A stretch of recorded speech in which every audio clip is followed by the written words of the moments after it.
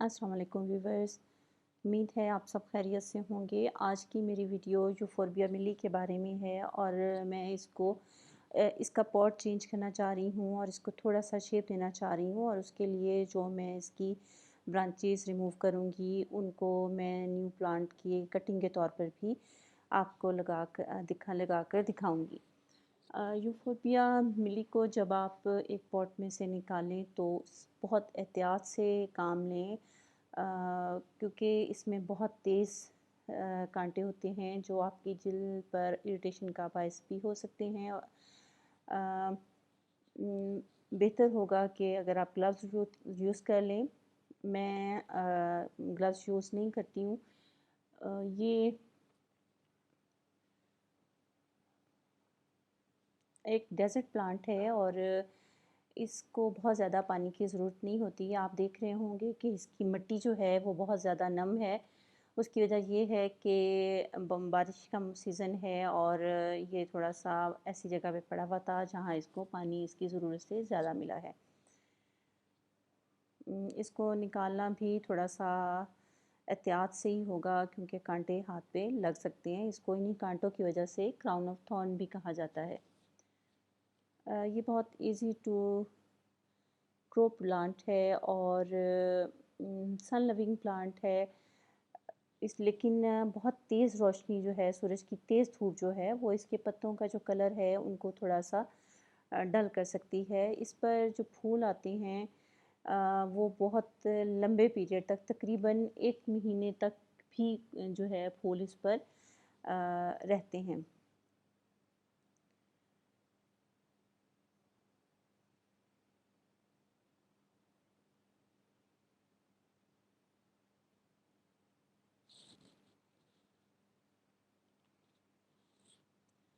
इसके लिए जो मिट्टी हम इस्तेमाल करेंगे उसको वेल ड्रेन्ड होना उसके लिए ज़रूरी है। सैंडी सॉइल हो तो बहुत अच्छा रहेगा क्योंकि इसकी पानी की रिक्वायरमेंट्स जो हैं वो बहुत ज़्यादा नहीं हैं। इसकी जो ब्रांचेस मुझे नहीं चाहिए उनको मैं कट कर दूँगी।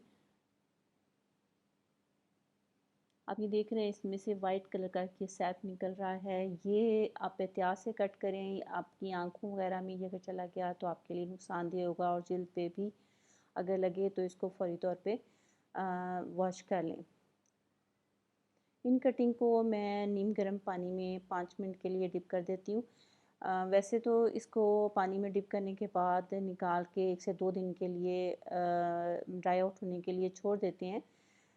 लेकिन ये कि मैं अक्सर जो है इसकी जो कटिंग है उसको ऐसे 5 मिनट के बाद ही लगा लेती हूँ।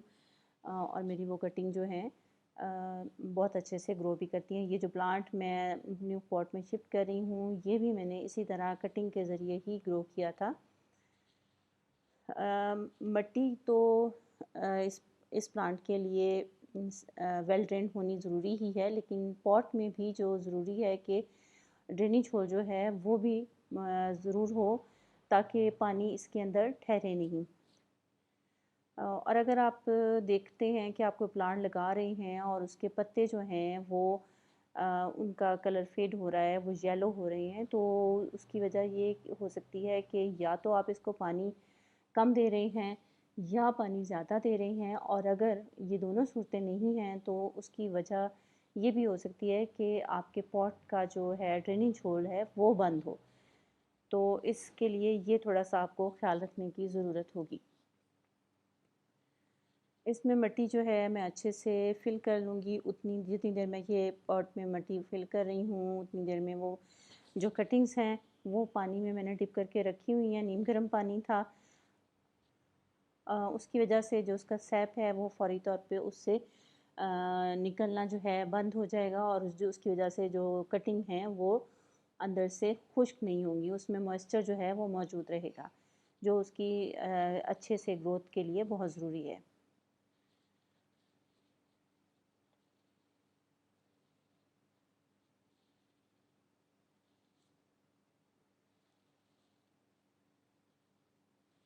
इसकी अच्छे से टैपिंग कर लेंगे और मिट्टी मैंने अब इसमें फ़िल कर दी और अब टाइम है कि जो इसकी मैंने कटिंग पानी में रखी थी उनको मैं एक न्यू पॉट में लगाऊं। अभी मैं उनको छोटे पॉट में लगाऊंगी और उसके बाद जब ज़रूरत होगी तो उसको न्यू पॉट में शिफ्ट करूंगी।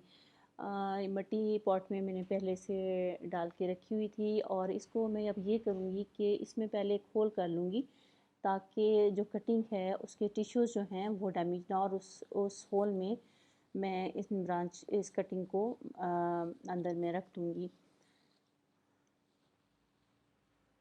इसको मैं ऐसी जगह पे रखूँगी कटिंग को जहाँ इसको हल्की सी सूरज की गर्मी जो है वो मिलती रहे। और अब देखते हैं ये कब तक ये कटिंग जो है ग्रो करती हैं। उम्मीद है आपको वीडियो पसंद आई होगी। आइंदा किसी और वीडियो तक के लिए अल्लाह हाफ़िज़।